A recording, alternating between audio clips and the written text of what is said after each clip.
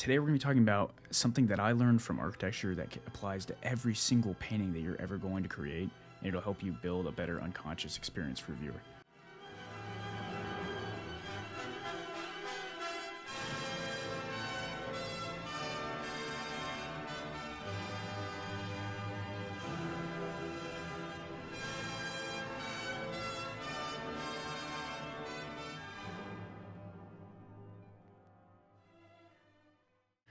Hey guys, so recently I was looking at a lot of architecture design, why certain designs look good, why other designs look bad, and I noticed that one of the fundamental principles that you're taught very early on is the weight of your building.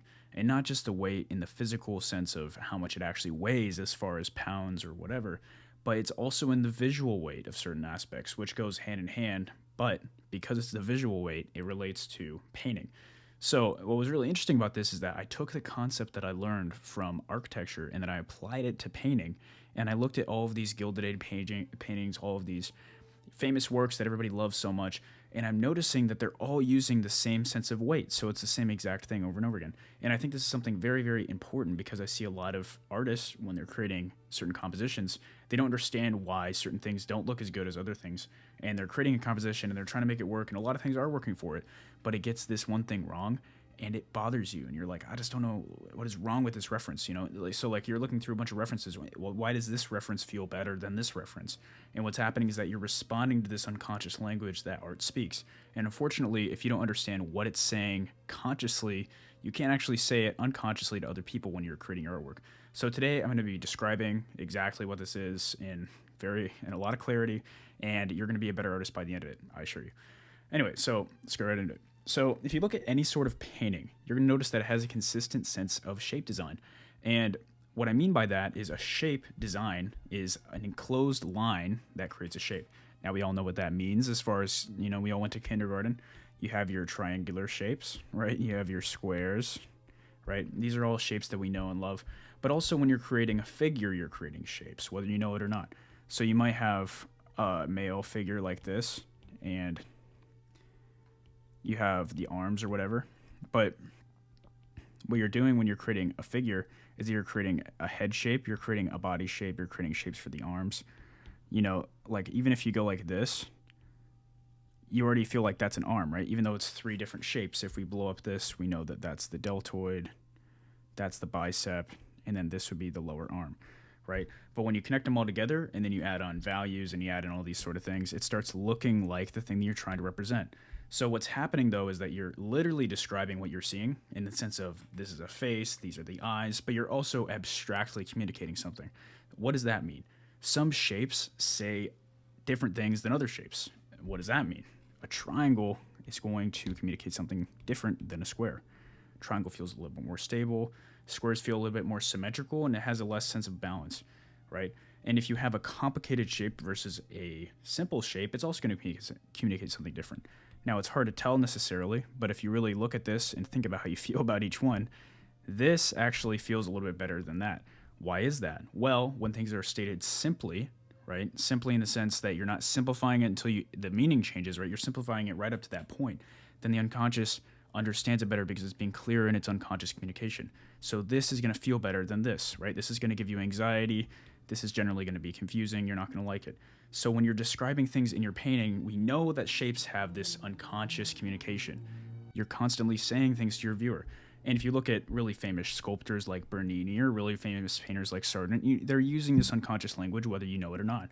If you look at this Bernini sculpture and we do a quick compositional sort of understanding of this, you can see that it's using this triangular composition. Now, what is this doing for you? The triangular composition creates leading lines to the subject. So unconsciously, whether you know it or not, what this is doing is that it's saying, this is important and that's important, right? If this leg actually had gone out here and it created this sharp angle with the hip, and then he had his foot right here, what that would do is that it would create an ambiguity as far as what the subject is, because your eye likes to follow lines. If you're looking at this image, for example, on the left, it follows that line. If you're looking at this, it follows that line, right? And you're using lines to communicate a sense of story in your images. That's what you're abstractly communicating. And But what I found out is that these lines, when you're creating a sense of visual interest and you're creating the story, the narrative, what's actually you're trying to say in your image, not only does a triangular composition work well because of leading lines, but it also gives a sense of weight and balance for your image. So this is really cool because we know that good design decisions do multiple things at once. That's why they look so good. And then if you look at paintings across the century, people consistently use the triangular design, and it's all over different versions of art, right? It's in comic book art. If you look at Frank Frazetta, like fantasy art, it's in, Michelangelo used it. A bunch of Renaissance painters, Leonardo da Vinci, all these guys, they're all using triangular compositions. And whenever you see something that cross-cultural, that consistent, and just persistently used, there's something to it. And it's deeper than just for one reason. There's actually multiple reasons going on. And the triangular composition, what it does is that it makes something feel like it's grounded, right? If I have this feels like a bottom-heavy shape. If I have this feels like a top-heavy shape. What's the problem with top-heavy shapes? You don't see a lot of them in nature. Now, the reason for that is if something is top-heavy, it's going to fall over. And things that fall over, once they fall over, they're no longer top-heavy, right? So everything that you see is going to be generally bottom-heavy. If you look at, like, trees, for example, think about the weight distribution. The trunk of the tree is obviously going to weigh way more than just the leaves, right? If you look at a human body, the way that the weight distribution works, and you can see that consistently within sculptures, within all this sort of stuff. You see that this shape is tapered, right? It's always tapered. It's always bottom heavy. And the reason for that is if we do a little abstract study, bottom heavy shapes look better than top heavy shapes. So look at this. This is a bottom heavy composition, let's say, right? This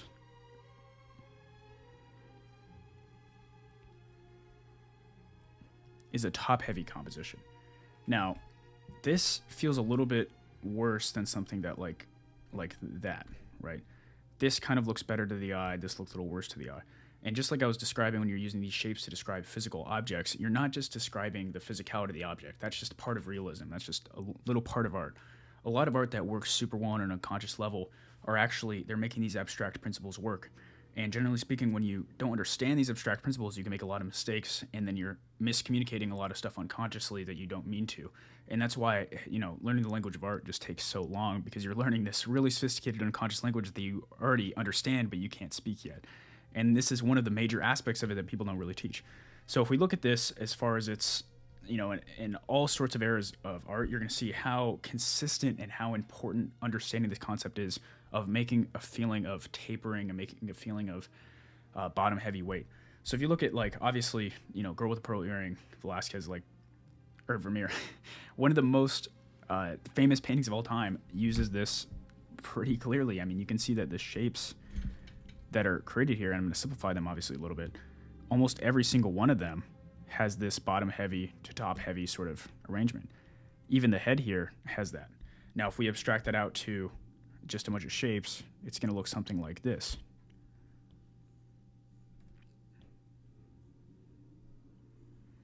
Right? And if you look at this, what's really weird, you have to really feel it out. You can't just, it's not going to look like the girl, obviously.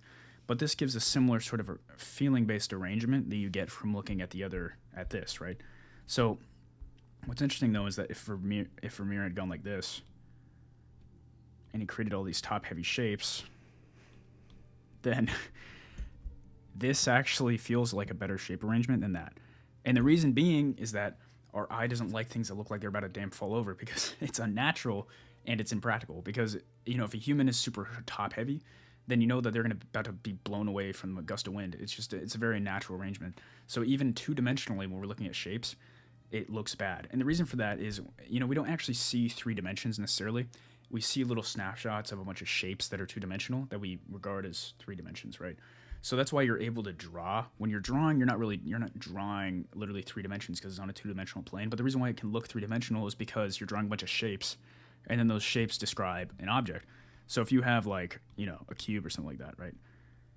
This might look like a cube, but in reality, it's really just a bunch of 2-dimensional shapes that are giving you the illusion of a cube, right? And because of that, when you see a cube in real life, you're also seeing a bunch of shapes. So it tracks that when you see a 2D image and the abstract shape language is top-heavy, your mind's going to read it as a 3-dimensional object that's also top-heavy, and then you're going to feel this disconcerted. It's going to feel unnatural. It's going to feel unpleasant. it's just going to be a little bit weird. And then if you have anything that distracts the viewer from your main point, let's say it's a portrait, it's about the person, right? But now unconsciously you're communicating much top-heavy shape language. It's getting in the way of your main point, and then it confuses the viewer.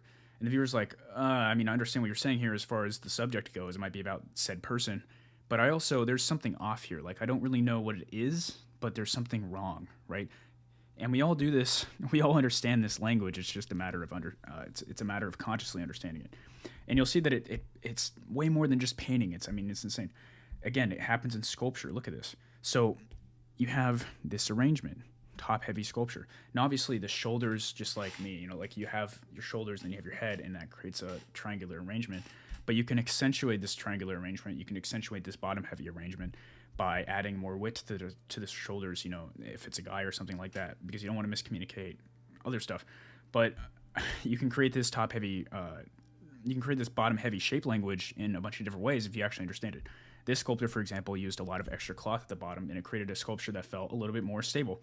Now, you might want to think about, like, well, this is on a base, right? And this feels, although it feels a bit stable, it still feels a little bit unstable because you have all these forces that are going to be going down that don't have anywhere to go. So this sculpture, for example, if you're actually creating a shape design as far as a composition is concerned, you might want to create a shape language like that, and then thinking about maybe that sort of thing might be a better shape arrangement, right? So if the bottom pedestal looks something more like this, it might look a little bit better because it just feels better supported. Because your mind reads this sort of thing as a structural support, kind of like a corbel, kind of like a quarter molding or whatever, 3/4 molding. Learning these kind of architectural understandings of weight distribution, it really, really applies to sculpture, painting, all this other stuff, because it makes things feel less wobbly and unstable. And for this, it does feel a bit unstable because it feels like there's kind of this weight going on. Now, but at the same time, I want to add a little bit of nuance here. It's not always going to be completely stable and there can be nothing protruding out. You'll see consistently that in buildings, the cornice or the top of the building actually protrudes out a little bit, right? But what you want to look at is the cornice goes out at the top, but you still have a bottom heavy shape at the end of the day. So it doesn't have to be that all the shapes have to follow in line with a taper, right? You're creating all these shapes, for example, within like a tapered sense. You can do that, but you can also, you can go outside of it, but the biggest thing is like, what does the weight distribution look like as a whole? Because this set of shapes still looks more stable, even though you have this cornice, for example, that goes outside of the lines, the guiding lines that make it doesn't feel top heavy though, right? There's a shape going outside of the bottom, but it doesn't feel top heavy. But with this does feel very top heavy in the sense that it feels like it's about to, be pushed over because it's not actually grounded as much. So a lot of these things, when you're thinking about them, you need to think about it consciously. But if you're restricting yourself too much in the sense of, now I have this rule and nothing can absolutely, break the rule at all, then you can put yourself into some predicaments where you're actually making the design worse. At the end of the day, you need to understand these rules to help you understand why things aren't working. But if you do a decision, at the end of the day, don't go with the design decision just because of the rule. Go with the design decision that feels the best, actually. If you look at like before and after my two different shape arrangements, for example, like you're looking at this versus that, if this one at the end of the day feels better, go with that one, right? This is a loose rule. This isn't like you have to follow it under every single circumstance, because usually, people say that you should always be breaking art rules or whatever. And if you break an art rule, the reason why it works is because you're breaking the rule and you're, challenging the standard. But a lot of time when you break a rule and it works, it's because you're following another rule that you don't understand or you don't know about, right? So, but at the end of the day, you're going to breaking these rules, but you have to ground it in that unconscious sort of response that you get when you're looking at these two different shape arrangements, because that's really what's going to be pushing the design at the end of the day. But if you look at like bigger compositions, right, it's not just about singular figures and their weight distribution. You can think about the painting as a whole as a bunch of shapes, right? So like for this, for example, you get this kind of blocky shape because you have all these lower lines and then you have all these smaller lines, right? And then this is the way that your eye or your unconscious is trying to sort out the image simplified wise. And then you have this figure, for example, that makes this sort of shape. Now, what's interesting is that when I was looking at this composition, again, it looks generally good because you have this sense of these shapes. Because if we abstract this out again, you have big block shape, smaller block shape, and then you have like this weird organic shape, right? And what that creates is a sense of interest because you have this sense of difference. Both of these are like very rectangular and very simple and big. And then you have this more sophisticated kind of like organic shape. And that's interesting because it creates a sense of hierarchy. And that's why you look at this more than, you know, all these lines because it feels different. So they're using that well. But if you look at the weight distribution, this kind of bothered me because if you look at this, it doesn't, again, it feels like it's about to fall over, right? And I think this artist, if he had or she had considered the actual weight distribution, it could have looked better. If you grounded this figure a little bit better and you created maybe even a shape support for this, you can still have the exact same figure, but let's say they had like a white cloth or something to the right of them, it would have created an actual more balanced shape. Now, what do I mean by that? Let me show you what I mean. So you have this white cloth right here, right? But if you had somehow, you'd have to make this work as far as the lighting is concerned, obviously. But if you had some sort of white cloth right here, and then maybe it goes off right into the distance, if you have something like that, this already unconsciously looks a little bit better, if you know what I mean. It feels like this feels more down to earth. It feels like the shape design is better. Now, why is that? If you look at this, look at this. Now this shape creates a tapered shape, but before we did this, it has this like wobbly sort of off center. It's about to fall over, and that creates a sense of, you know, your unconscious is like, what's really going on here? This feels like it shouldn't be working, right? But I didn't even change the pose. This is the thing. Like, this is why it comes down to shape design, not necessarily weight distribution. It's about visually making it look like it's more balanced, not necessarily actually physically changing the pose so that it is more balanced, right? It's about the appearances here. So you don't even have to change the pose at all. You just add a little bit of cloth to their right, and your eye's gonna go, oh yeah, that's a balanced shape, right? It's not a balanced physical object, but unconsciously what really matters is these unconscious big value masses. So, you know, I mean, in this case, the artist might say, oh, well, I was trying to make this person feel unbalanced or whatever. But generally speaking, you want to really be careful when you're making your viewer feel unpleasant, unless it's actually intentional. But it doesn't really matter if it's intentional or not. It's like, is this working or not, right? In this case, I think it would have been probably better to make this a more balanced shape. Although in some cases, you can also see paintings that work because everything's so balanced, and then you have one set of disbalance, right? Maybe you're in a fighting painting or something, and everybody's like super stable, and then you want your hero to look like he's lunging in the sword, and he's a huge diagonal or something. You know, I could see that for as far as disbalance, but like, you know, generally speaking, disbalance, not a good thing. You should avoid it, and it generally makes your painting look worse. So just be careful. And then we go to like Caravaggio, for example. You read all of these figures as one, whether you know it or not, and it creates this, again, bottom-heavy shape, and that's why this composition works. Now, you also subdivide all of these into different people because that's also how you read it unconsciously. And it has this taper. Like, obviously, you know, with these hands, you create more of a taper. And then with this guy, you know, we know his shoulders probably go back here, creates another taper, right? And what you have is, like, not only is the biggest shape reading as bottom-heavy, but the subdivided figures are reading as bottom-heavy and all these sort of things, right? So you can see that on the macro level, on the micro level, you want to be thinking about making these balanced shapes. Now, the reason why... Now we're going to look at Sargent, right? And we're going to do a little bit of critique, or at least analysis, as far as his shape design is concerned. So if you look at these different figures, this figure always bothered me for some reason. I saw this actually in person at the Sargent Spain exhibition in DC, and there's something just like that bothered me. Now, it's mostly that it's not really, like, he's doing it in motion, and it's hard to do from life. So there's going to be some unrealistic sort of things that he had to make up in order for this figure to work. But I actually don't think that's why I disliked it from an unconscious standpoint. I think it's because it's such a top-heavy composition. Now, if you look at this, obviously, it's not a top-heavy figure, otherwise she'd be literally falling over. It's a top-heavy shape design, and that's the reason why it generally has this unsettling feel. But if you box in and you do this envelope method of drawing, you can see that it creates this kind of pentagon, and it's this very top-heavy shape, right? Very top-heavy, and you read that and you're like, this feels a little top-heavy, right? And then your unconscious just doesn't like it as much. And the same goes for this painting too. This one is, now there's a lot working really well for this, like an Art Nouveau trick that a lot of people are using. And this is, Art Nouveau is coming right around, you know, Sargent Sarah too, especially in architecture and stuff.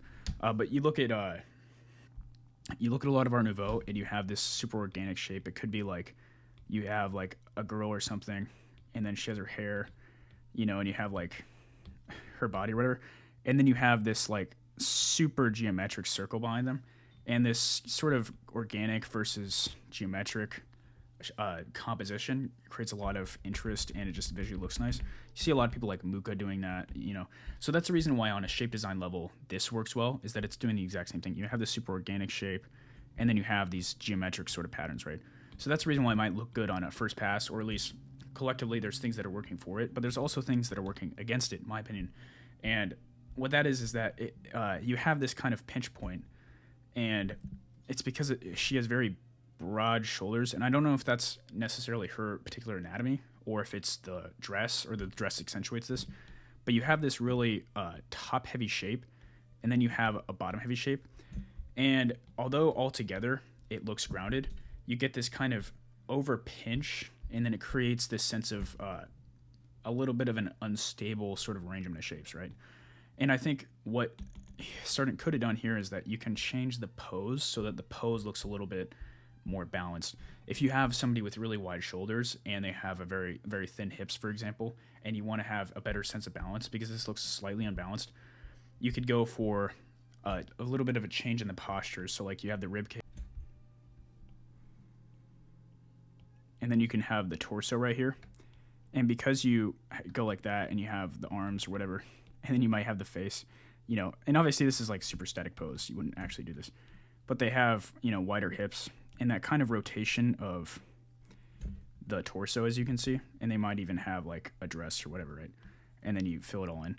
You can see that the overall composition here, when you're turning the arms, is that you create this smaller shape as far as the torso is concerned. So it just feels a bit more balanced. I obviously, like, Sargent's a master, but one of the things that bothers me about these two that I couldn't find out for a long time was this unconscious shape design sort of balance thing.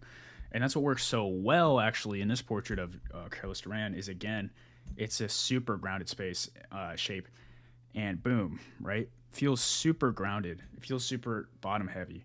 Like, you do not want to create these top heavy compositions. And the same sort of thing, like you might think, oh, well, the head feels top heavy, but it really doesn't, because what really matters is overall, if your overall composition feels bottom heavy, then you can get away with a little bit of like the cornice protruding, the whatever, right? What really matters is overall, is your composition bottom heavy or is it top heavy? Now we look at modern examples of what I'm talking about here.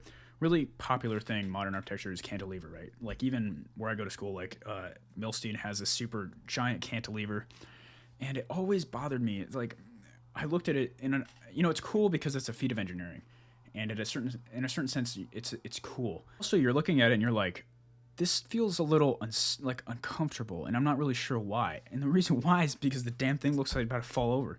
But you don't really like think about that. You know that it's structural in your mind, but unconsciously you're reading all these really large shapes, and you're like, this feels like it's about to fall over on me.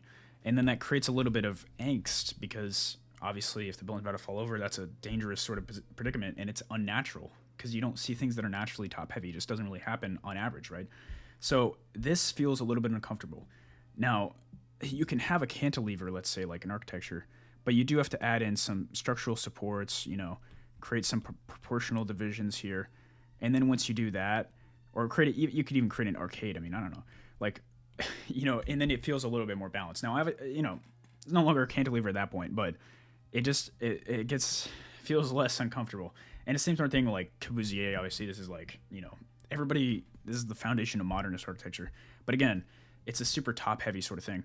And it's obviously not even top heavy in the sense that the weight distribution obviously is going to be a little bit more bottom supported, because it's literally still standing up. But he's using these dark values on this material, and then use these light values on this top material. And because of that, it feels more, it jumps out at you more. So you don't even notice that this is actually supporting it. So it's almost like he's intentionally trying to make it look top heavy, which is just, it just makes it look ugly. Like, let's be honest, a lot of, it's cool, right? It's cool, but it feels uncomfortable. And you really want to be careful, because as soon as you're making your viewer feel uncomfortable, that's something you can do in art, but it's just not going to make it last. People aren't going to come back for it, come back for more. No, people don't really want to be surrounded by things that make them uncomfortable, right? People don't like taking cold showers. People don't like eating healthy food necessarily, even if those are good for you. it's uncomfortable. You know, like an art is not really supposed to be making you feel uncomfortable, especially when it's unnecessary to the plot, right? So it's like, you know, you want to be careful with these sort of things. But what's interesting is you look at like traditional design of furniture, even, you see this exact same thing. You see that you have a bottom heavy shape language, and it can be super subtle. It doesn't have to be like as exaggerated as this careless Duran, where you have this huge pentagon and it's super balanced, right? It can even be super subtle. You have this shape, and then you have just slightly smaller shape, and then again you have a slightly smaller shape, and then the cornice can protrude a little bit, but it still feels like it's not top heavy, right?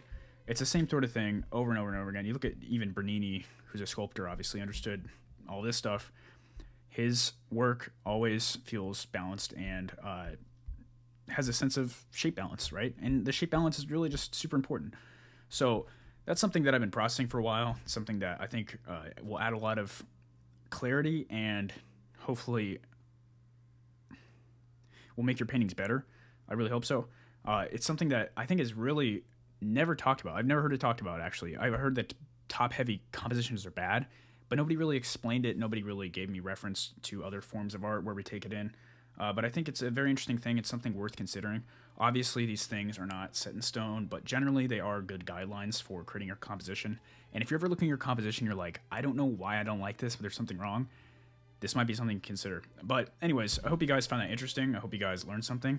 I hope you guys have a great day. Go make something beautiful. Thanks for watching. I'll see you later.